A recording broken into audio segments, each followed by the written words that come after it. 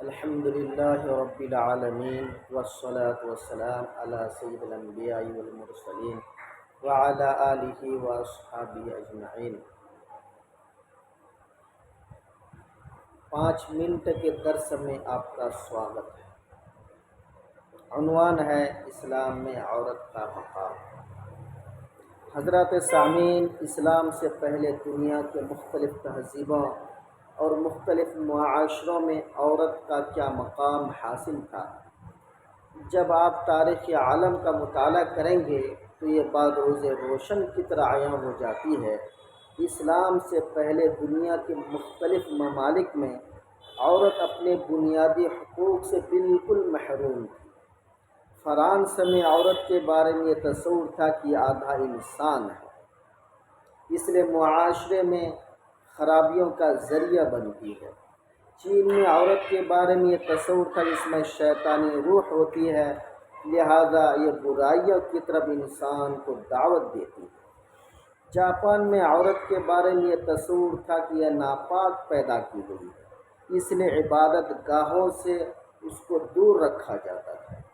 ہندو دھرم میں جس عورت کا خاوند مر جاتا تو اس کو معاشرے میں زندہ رہنے کے قابل نہیں سمجھا جاتا تھا، اس لیے ضروری تھا کہ وہ اپنے خاوند کے لاش کے ساتھ زندہ جل کر اپنے آپ کو ختم کر لے۔ اگر وہ اس طرح نہ کرتی تو اس کو معاشرے میں عزت کی نگاہ سے نہیں دیکھا جاتا تھا۔ عیسائیوں میں عورت کو معرفت الہی کے راستے میں رکاوٹ سمجھتا تھا۔ عورت کو تعلیم دی جاتی تھی کہ کنواری رہ کر کے زندگی گزارے، جبکہ مرد راہب بن کر رہنا اپنے لیے اعجاز سمجھتے تھے۔ اسی طرح جزیرے عرب میں بیٹی کا پیدا ہونا ایک عار سمجھا جاتا تھا، لہذا ماں باپ خود اپنے ہاتھوں سے اپنی بیٹی کو زندہ درگور کر دیا کرتے تھے۔ عورت کے حقوق اس قدر پامال کیے جا چکے تھے، اگر کوئی آدمی مر جاتا، جس طرح وراثت کی چیزیں اولاد میں تقسیم ہوتی تھی، اسی طرح بیوی بھی اس کی اولاد کی نکاح میں آ جاتی تھی۔ ایسے ماحول میں جبکہ چاروں طرف عورت کے حقوق کو پامال کیا جا رہا تھا، اللہ تبارک و تعالیٰ نے اپنے پیارے نبی علیہ السلام کو اسلام کی نعمت دے کر کے بھیجا۔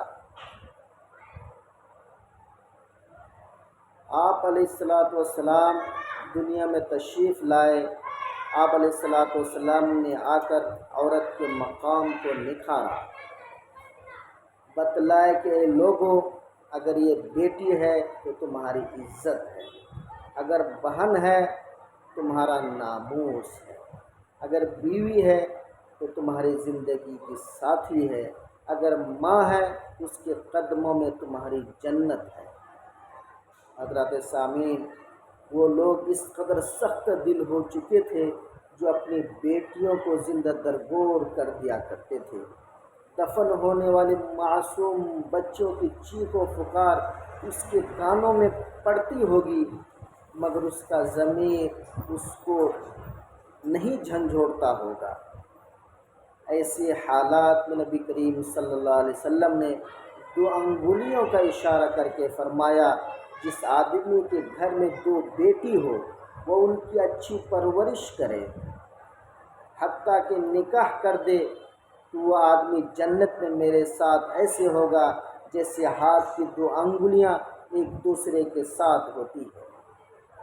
نبی کریم صلی اللہ علیہ وسلم نے عورت کی کھوئی ہوئی عزت کو واپس دلایا اور بتلایا کہ لا رہبانیت فی الاسلام، اسلام میں رہبانیت نہیں ہے، بلکہ 2 ٹوک الفاظ میں واضح کر دیا، اگر عورت کے ساتھ تم ازدواج زندگی گزارو گے تو یہ اللہ تعالیٰ کی معرفت کے راستے میں تمہارے معاون و مددگار بنے گی۔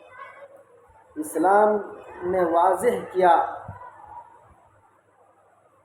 کہ راہب بن کر جنگلوں اور غاروں میں جا کر رہنے کی کوئی ضرورت نہیں۔ اللہ تعالیٰ کی طرف جو راستہ جاتا ہے وہ جنگلوں اور غاروں سے ہو کر کے نہیں جاتا، بلکہ ان بازاروں سے ہو کر کے جاتا ہے۔ یعنی معاشرے میں رہو گے اور جو حقوق تم پر عائد ہوتے ہیں انہیں پورا کرو گے، تمہیں اللہ تعالیٰ کی معرفت نصیب ہوگی۔ اسلام نے روحانیت کے بجائے معاشرتی زندگی کا سبق دیا، اور نبی علیہ الصلوۃ والسلام نے فرمایا النکاح من سنتی، نکاح میری سنت ہے۔ حضرات سامعین، اگر کسی انسان کو اچھا جیون ساتھی مل جائے وہ یقیناً خوش قسمت انسان ہے۔ حضرت علی رضی اللہ تعالیٰ عنہ فرماتے ہیں جس انسان کو 5 چیزیں مل جائے وہ اپنے آپ کو دنیا کا خوش قسمت انسان سمجھے۔